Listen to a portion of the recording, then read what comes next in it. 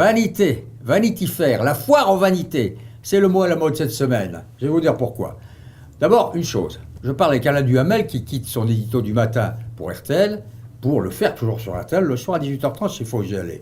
Il me dit pourquoi, toutes sortes de raisons professionnelles et personnelles, mais surtout il me dit je n'ai plus envie de me lever tous les matins à 5 heures pour commenter les frasques de M. Cahuzac ou de quelques autres. Les frasques, les vanités. Pourquoi ce mot? Parce que, à la mode en effet, puisque sort aujourd'hui la version française de Vanity Fair, ce grand magazine américain né en 1913 et qui fait pratiquement la pluie et le beau temps là-bas depuis toujours, dans son influence, son investigation, son buzzing extraordinairement talentueux. La version française sort, on lui souhaite bien sûr un grand succès. Le même jour, 3 hommes qui ont été les protagonistes de la foire aux vanités, Cahuzac, DSK, Tapi. Cahuzac, il est maintenant lui aussi dans la foire aux vérités. Mais la dira-t-il jamais? Sans doute pas.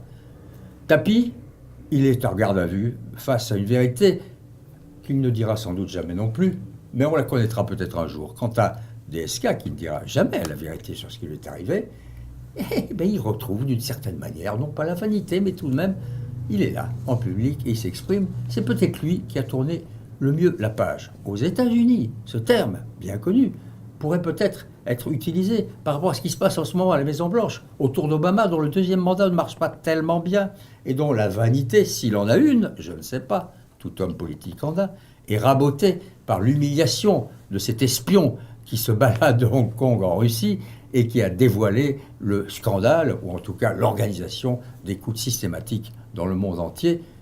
Poutine, d'ailleurs, en profite pour la raboter, la vanité d'Obama, en ne l'aidant pas beaucoup. Voilà le terme à la mode.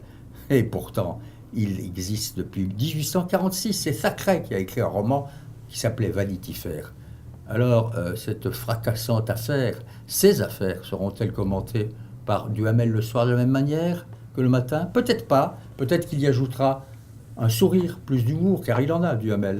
Et il se conformera à la phrase de Bergson qui dit ceci: la seule cure contre la vanité, c'est le rire. Et la seule faute qui soit risible, eh bien, c'est la vanité.